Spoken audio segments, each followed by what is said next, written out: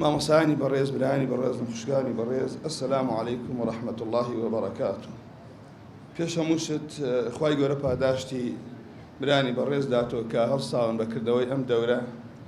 خوای پەروەردگار بۆ خاتری ئیسمی عەظەمی خۆی هەموومان وا لێ بکا کە بمان خاتە سەر ئەو ڕێبازەی کە پێغەمبەر صلی الله عەلەیه وسلم هێناوێتی بۆ سەرفرازی دنیا و ئاخرەتمان.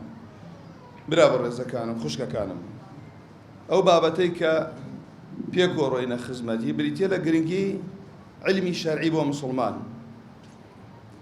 زانستی شەرعی بۆچی گرنگە مسلمان چی پیاوان چی ئافرەتان ئاگایان لێ بێ و بیخوێنن، نەک ئاگایان لێ بێ، پێویستی شەرعیە، واجبی شەرعیە. من بەوە دەست پێکەم کە ئیمامی ئەحمەد ڕەحمەت و ڕەزای خوای لێ بێ ئەفەرمێ العلم لا يعدله شيء لمن صحت نيته. زانستی شەرعی هیچ شتێک نییە بەرامبەری بێسە یەکسان بێ لەگەڵیا بە مەرجێ ئینسان بۆ خوای پەروەردگاری بێ عەزە وەجەل. پرسیار لەوە چێ بەشی ئەو کاتەی کە بۆم دانراوە زۆری بە پرسیار لەگەڵتانە بی بەمە سەر. یەکەم واجبێک لەسەر تاکی مسلمان چییە؟ لەسەر مکەلەف، لەسەر عەبد، لەسەر بەندە چییە خوای گەورە واجبی کردووە؟ لما فرمون أول واجب على العبد معرفة الله وما يجب له. باشا يكم شت كمنو تعاقل بالغ أبين يكم شت يك واجب بين سرمان ناسيني خواي پروردگار عز وجل وأوي بو خوا بيويستا وأوي خوا يمي بو هنا وتبولو أمس يشتا كي يكم شتا أقامان لي ببا علمي شرعي نبي نازاني خوان نەناسی چۆنەی پەرستی، نەزانی خوای پەروەردگار چی واجبە ئێمە بۆ خوای پەروەردگاری بسەلمێنین و چی واجبە لەسەرمان لە خوای گەورە بە دووری بگرین. کەوا بوو ئەمە لێرەیە پێویستەکە ئەمە عیلمەکە بخوێنین. خوا ئێمەی بۆ چی هێناوەتە بوونۆ؟ ئەو ئەمرە چییە خوا ئێمەی بۆ هێناوەتە بوونۆ؟ ئەو خوشکە ئێستا باڵا پۆشە خۆی ئازادە، ئەو برایی کە پارەی هەیە و زەکاتەدا ئازاد ئەتوانێت نەیدا تا بگاتە کۆتایی ئەو باسانە. بۆیە لێرەوە ئیمامی بوخاری پێمانە فەرمێ باب العلم قبل القول والعمل.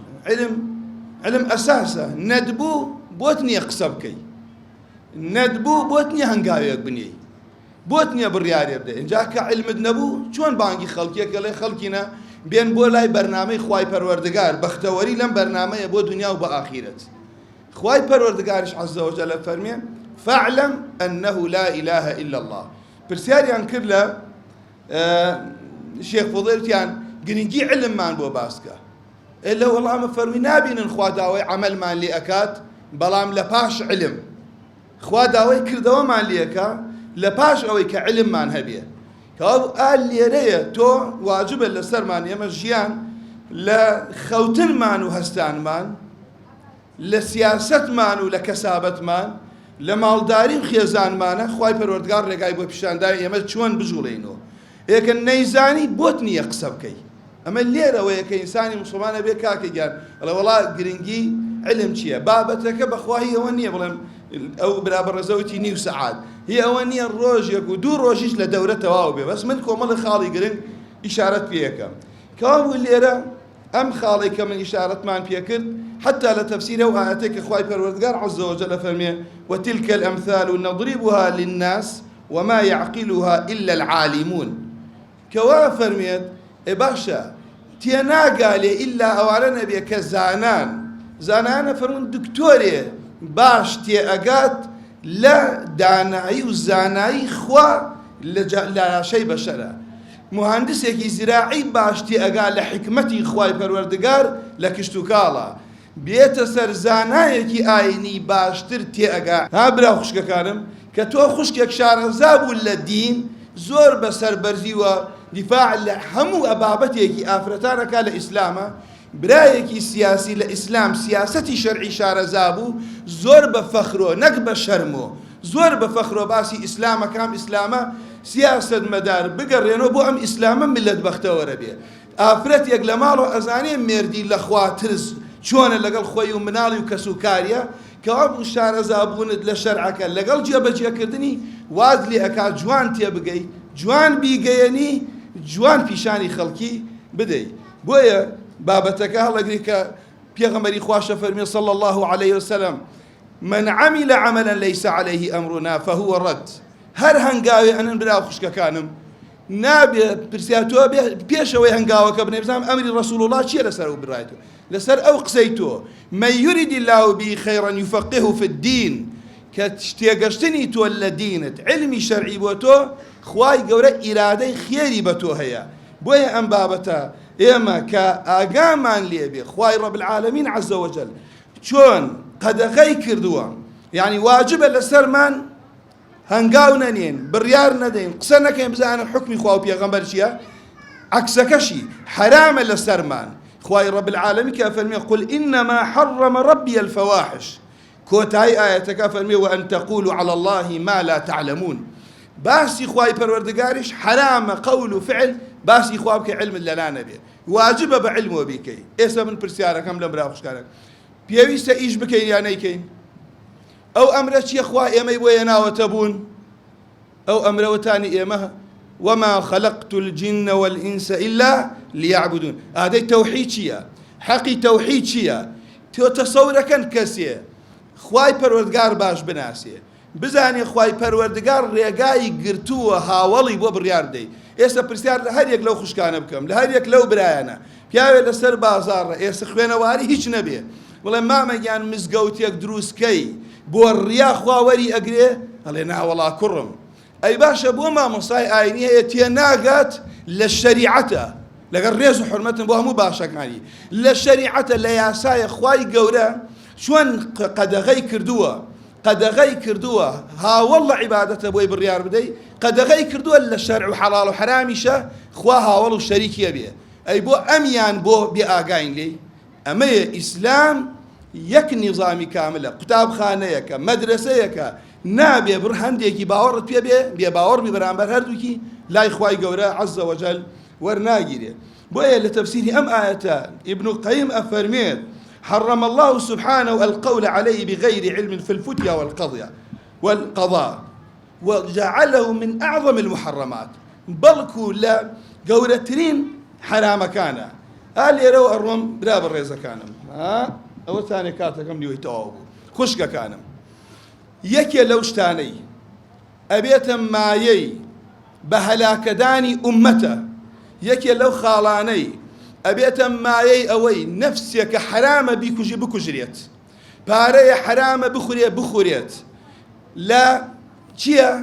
بریتیە لەوەی تاوەکو ئەهلی علم پێشەوایەتی خەڵکی نەکات، بەعەکسی ئەوانۆ کەسانی هەبن ئاشنا نەبن بە ئیسلام، خەڵک داوای فتوایان لێ بکە وەڵام بدەنۆ ملت بەرەو بەدبەختی ئەڕوا. سیادەی ئومەت دەسەڵاتی ئومەت کاتێ ئەهلی علم ئەوانەی شارەزای دینی خوای پەروەردگارون و لە خوا ئەترسن ئەوانە پێش خەڵکی بکەون و فتوا بۆ خەڵکی بدەن.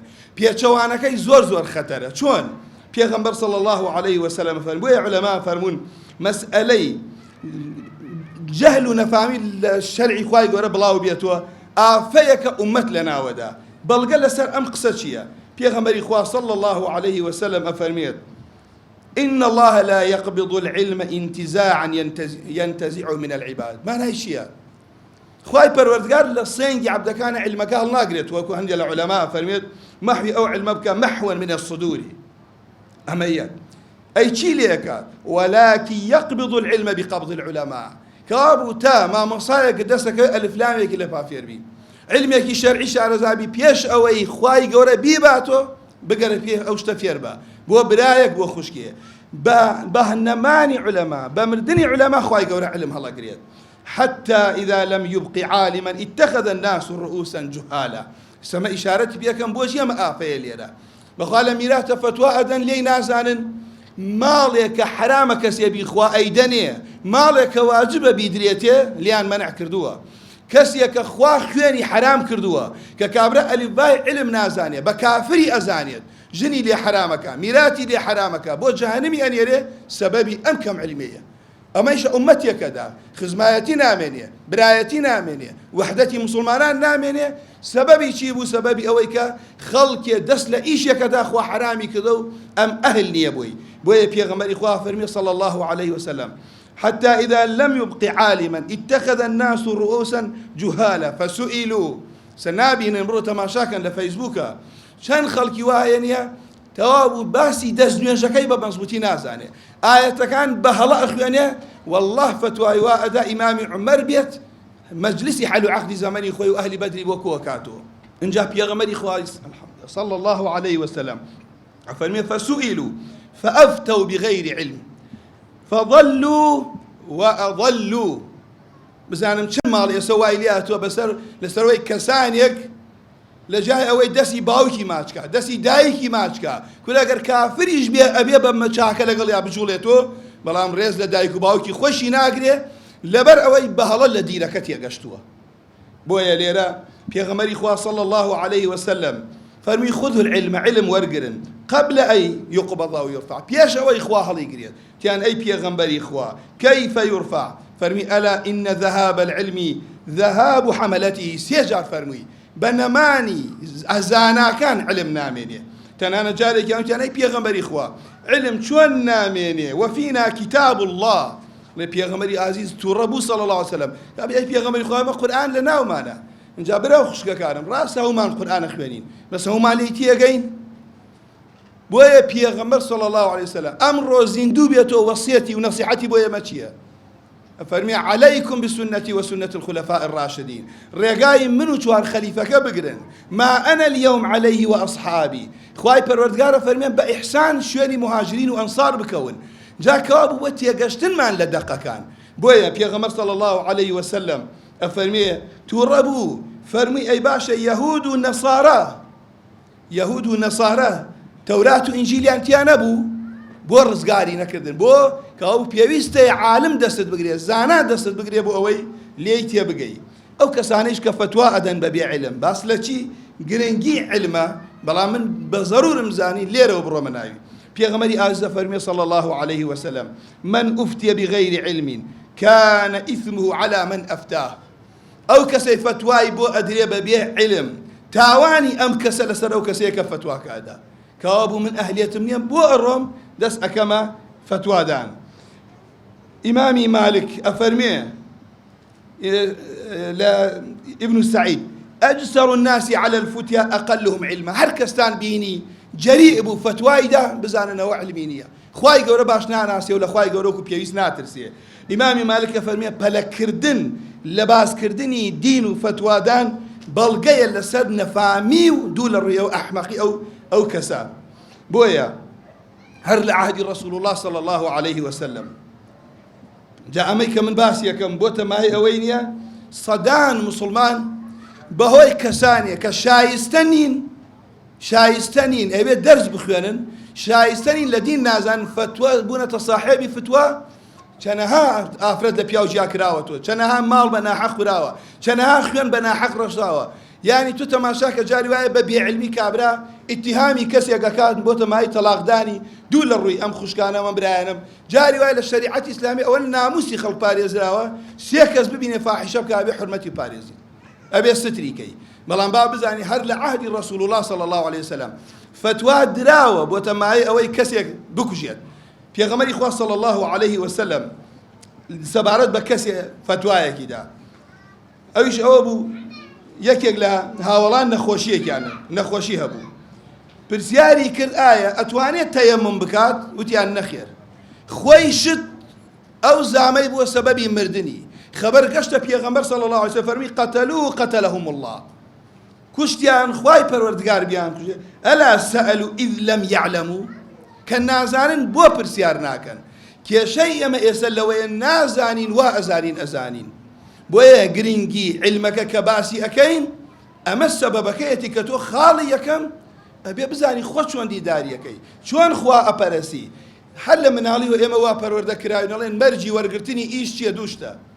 لە یەک خاڵیە هەمومان ئیتیفاقمانەیە، بڕۆ سۆفی سەلەفی ئەم سەر ئەو سەر بگرێ هەمووی ئەڵێ کاکەگیان خۆیشت لە پێناوی خوا بدەرە کوشت ڕیای تێکەڵ بوو خواوەری ناگرێ. ماڵیشت ببەخشە خواوەری ناگرێ، علمیشت هەبێ قورئان و حەدیست لەبەر بێ بۆ ڕیابی کە لە دنیا دەستەکەوێ خوا عادلە، بەس خوای گەورە لە قیامەتە کافەرمیە کەذەبتە بەل قاتلتە لئەن یوقالە جەریئون فەقەد قیل. کەوابوو بەڵام چی بوو؟ لای ئەی بەشی دووهەمی خوشکەکانم ئەوەتانێکە بێ ئەو ئیشەی کە تۆ ئیکەی ئەوە بێ خوا ئەیەوێ، نەک بە عەقڵی خۆت دینداری بکەی. سیاسەتەکەت ئەوە بێ کە خوا ئەیەوێت، باڵداریەکەت ئەوە بێ کە خوا ئەیەوێت، نەک تۆ خۆت چۆنت پێ خۆشە بکەی، موافقەی شەرعی خوای پەروەردگار بێ عەزە وەجەل. بۆیە لێرە برا بەڕێزەکانم بەڕاستی ئەم خاڵە من حەزم کرد هەتا تەرتیبی محازەرەکەم تێکدەم لەبەر ئەو کەمی کاتە، لەبەر ئەوەی کە زانایانی پێشوو 30 زانا فتوای بۆدا ئیجازەی داوە فتوا بدە، 30 زانای گەورە. دوایەوە ئیمامی مالکیش دێن بۆ لایم ئەڵێ من لە مەسیرەی کەسێک ئەڵێ من لە مەسیرەی ئەوەنەیە 6 مانگە من ڕێ ئەەکەم، هاتوون بۆ فتوایەک بۆ لای تۆ فەرمی لا ئەدری، وتی بگەڕێمەوە چی بە خەڵک بڵێم؟ فەرمی قال مالك تقول لهم قال مالك لا أدري. مالك ئەڵێ من نازانم، بەخوا ئێستا شەرمەکەم بڵێ نازانی. خوا برا بەڕێزەکانم باوەکو ئێمە وان نەبین کە پشتی خۆمان بکەین بە جسر بۆ جەهەنەمی خوای گەورە پەنامان بدا. خوای گەورە من و ئێوەش پارێزێلەوە. اینجا بۆیە ئەڵێم عولەما ئەفەرمون لە ئەمڕۆ ئافەی عیلمەکان ئەوەتانێ کەسانێ ئەهلی علم نین و ئیدعای علمەکەن و هاتوونەتە ناو باسکردنی علمەوە. زۆر بەستەریع و خاڵانەی من ئیشارەتی پێکەم ئینشەڵڵا ڕۆژێ مامۆسایەک بۆتان باس ئەکات. یەکەم کەڕەت کێ ئەیەوێ خوای پەروەردگار شیفای بێتاقەتیەکانی بدات؟ کێ ئەیەوێ بەرچاوی ڕوون بێ هەنگاوەکانی وا بێ خوای گەورە ئەیەوێت؟ کێ ئەیەوێ خوای گەورە ڕەحمی پێ بکات بە ئەم دینە لە قورئان و سونەتی صەحیحەوە وەربگرێتەوە؟ بەڵگەکان ناخوێنمەوە. پاشان یەکێک لەوانەی کە ئەگەر ئێمە ئیشارەتی پێ بکەین ئینسان لە خوای گەورە نەترسێت خوای پەروەردگار عەفوی ناکە. علم خوێندنە خوای گەورەت پێ ناسێنێ لە خوا بترسی، لە خوایش ترسای خوای گەورە علمت ئەداتێ، عاقیبەتی لە خوا ترسانیش باشتە. کۆتایی ئاەتێکتان بۆ خوێنمەوە ئەفەرمێ ذالک لمن خەشیە ڕەبە، ئەو بۆ ئەو کەسانن کە لە خوا ئەترسن، ئەو بەهەشتەی کە بدایەتی ئاەتەکە جەزاؤهم عند ربهم جەنات. کابوو لێرە برا بەڕێزەکانم ئەمەوێ ئەوە بڵێم خوشکەکانم تۆ چۆن نەزانی لە خوا ترسی؟ مێردەکە صیفەتێکی تایە بە دڵت نییە، پێغەمبەری خوا فەرمێ سەیری صیفاتەکانی کە بکە غەیبەتی مەکە. خێزانت صیفەتێکی تایە 50 صیفەتی چاکیەیە، ئاگات لە صیفەتە چاکەکانی بێ دەست مەکە لە غەیبەتکردنی. لەمە ئەوە بیگرە دراوسیەکەت بۆ تۆ باشترین جاگەر باش بێ بۆ تۆش بۆ ئەو باشبی قەرز ئەیدەی تۆ. لە خوا بترسە، هەر کەس بێتاقەتی لێی لە خوا بترسە وەکو ئەو معاملەی لەگەڵا مەکە. دوو ڕێگای علمە بەرەو بەهەشتتە بات. من سەلەکە طریقا یەلتەمیس فی علمە سەهل الله له به طریقا إلى الجنة. بەخوا هەر کاتی ڕۆی بۆ لای مامۆساکە دەرس بخوێنی، ئاەتێک بخوێنی، حەدیثێک بخوێنی، ئاگات لێ بێ شەیطان ساردت نەکاتەوە. خوا ڕێگای بەهەشتت بۆ ئاسانەکە لە علم وەرگرتنتە. پاشان علم وەکو خوای پەروەردگار عەزە وەجەل فەرمێ وقال الذين أوتوا العلم علمی پێشی خست والئیمان، لەبەرەوەی ئیمانی صحیح بەبێ علمی صحیح دەست ئینسان ناکەوێت. هەروەها برا بەڕێزەکانم کەسی خوای پەروەردگار شایەتیەکەی لەگەڵ شایەتی خۆیە ڕێخستووە. شهد الله أنه لا إله إلا الله لە تەوحید پیرۆزتر نییە. شایەتی دانی خوا بۆ وەحدانیەتی خۆی خوای پەروەردگارە فەرمێ والمەلائکەة وأولو العلم. عولەمای هێناوەتە پاڵ خۆی و پاڵ مەلائکەت لە چییە؟ ئەهلی علم. هەروەها برا بەڕێزەکانم خوشکەکانم تاقە شتێکە خوای گەورە داوای کردووە لە پێغەمبەر صلی الله عليه وسلم، سنەتە ئێمەش داوای کەین اللهم إني أسألك علما نافعا وقل ربي زدني علما. تاقە شتێکە خوای پەروەردگار بە پێغەمبەر فەرموویەتی داوای زیادکردنی بکە علمە. ئەمەش ئیمامی قورطوبی فەرمێ بەرگەیە لەسەر گەورەی و مەکانەتی علم. پێغەمبەریش داوای لە خوای گەورە کردووە عەزە وەجەل. بۆیە لێرە ئەم علمە کە باسی ئەەکەم لە شەریعەتی ئیسلامی خوشکەکانم فەرزە لەسەرتان، براکانم فەرزە لەسەرمان. مەسئلەیەکی ڕەسوڵا فەرمێ طەلەب العلم فەریضە عەلا کولی مسلم و هەروەها مسلمەش. بۆیە ئەگەر خوا یارمەتی ئینسان بدا برایەک خوشتی ئەگەر خۆی دەستی ناکەوێت با کچەکەی بنێرێ قورئان بخوێنێ باوکی خۆی دەستی ناکەوێت کوڕەکەی بنێرێ یارمەتی کەسێ بدە کاسێتێ شریتێک بسێنێ لەوە ئەچێ دەرزێ تۆ بڵاویەکەی تۆ بێتە مایە هیدایەتدانی کەسانێ لە ڕۆژی قیامەت سەدەقەیەکی جاریە دەستکەوتە بەبێ و ئاگا دەخۆت بێ ئەگەر برایە خۆی کتێبێک بنووسێ خۆی قوتابیە پێ بگەێنێت کەوا بوو یەکێک لەو شتانەی کە خێری نەبڕاوەیە بریتێ لە خوێندنی علم براو خوشکەکانم اینجا آخر شت و آخر قسەشم دڵی ئەو برایە نەشکێرم ئینشاڵڵا 5 دقیقە ئەویش ئەوەتانە کە پێغەمبەری خوا فەرمێ صلی الله عليه وسلم من جاء مسجدي هذا ئەوەی بێ بۆ ئەم مزگەوتەی من ئەوە طبعا ئەوە شەرت نییە ئەو مزگەوتە بڵێ خاص بێ بەوە ئەمە خطابەکە بووێن لم يأتي إلا لخير يتعلمه هیچ شتێک نەیهێناوە إلا هاتووە فێری خێرێک بێت چاکەیەک بێت ئەو يعلمه بیگەێنێتە خەڵکی ئەمە مەکان و مەنزلەتی چییە فهو بمنزلة المجاهد في سبيل الله أي طبعا مجاهد خوي ريكردني خواردني همي عبادته أو لمنزلة كسيك لبيناي خواي بردقال جهاد كان أي ومن جاء لغير ذلك بو علمك نرش ولي بقريو بيجيني فهو بمنزلة الرجل ينظر إلى متاع غيره وكوايا كسي روات مع شاي متاعه شتو مكي خلقية كاد جاك وتا قسم وتا برابر ڕێزەکانم خوشکەکانم سپاسی خوا بکەنە و سەرپۆشە بەسەرتان وەیە خوای پەروەردگار هەندێک کەسە بووە کوڕی پێغەمبەر بووە باوکی هەوڵی لەگەڵا داوە شایستەی ئیمان نەبووە خوا ئیمانی نەداوەتێ هەندێک کەسەیە پێغەمبەر بووە داوای لە باوکی کردووە شایستەی ئیمان نەبووە باوکێکە لە پێغەمبەران بۆ خوا پێی نەداوە هەندێک کەسەیە خێزانی پێغەمبەران بووە هەندێک کەسەیە پێغەمبەر ڕەسوول الله صلی الله علیه و سلم خۆی بانگی کردووە چونکە شایستە نییە ئەو هەمووە ئەخلاق جوانی و ئەو هەمووە موعجیزە و ئەو هەمووە چاکەی ئەو پێغەمبەرە نەبووە تکاکار بوو ئەوەی کە شایستە نەبوو خوا ئەو نعمەتە گەورەی بداتێ ئێستا دوای 1000 و ئەوەنە ساڵە خوای ڕەب العالەمین عەزە وەجەل هیدایەتی داوین وەفامان بێ بەرامبەر ئەو ئیمانەوە خەڵکیش وەکو بن و تۆ هیلاکە بێت خەڵکی ئەڕوا پارە ئەدات شەیطان لە خۆی ڕازیەکە بەرەو جەهەنەم ئەڕوا خوا هیدایەتیان بدات خوا تۆبە بکاتە قسمەت ئێمە ئەوانش پارە ئەدا عارە قەقڕێ عەقڵی خۆی لە دەسەدا پارە ئەدا ئەڕوا کچی فێری ڕەقسەکات کەرامەتی خۆی خاتە خەتەریاتەوە تۆی مسلمان مامۆسایانی قورئان بانگ دەکەن بە بەلاش دەڵێ بێ کەلامی خوا فێر بە تۆ ئەگەر ئەمڕۆ بەردێک بیت بەردێک وی لە گەڕانەوەی ئیسلام ڕۆژێ تێ دڵت خۆش بێ بڵێ خوایە سپاس بۆ تۆ ڕۆژێ ئیسلام غەریب بوو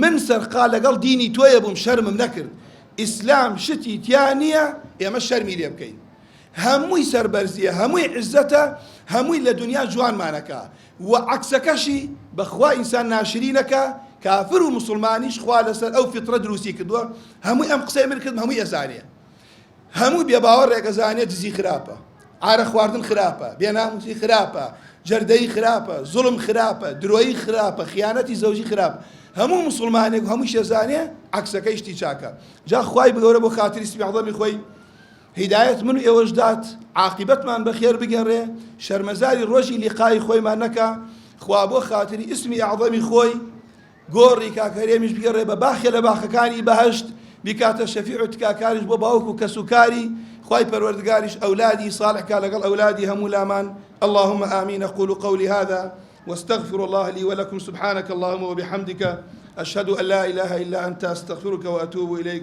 والسلام عليكم ورحمة الله وبركاته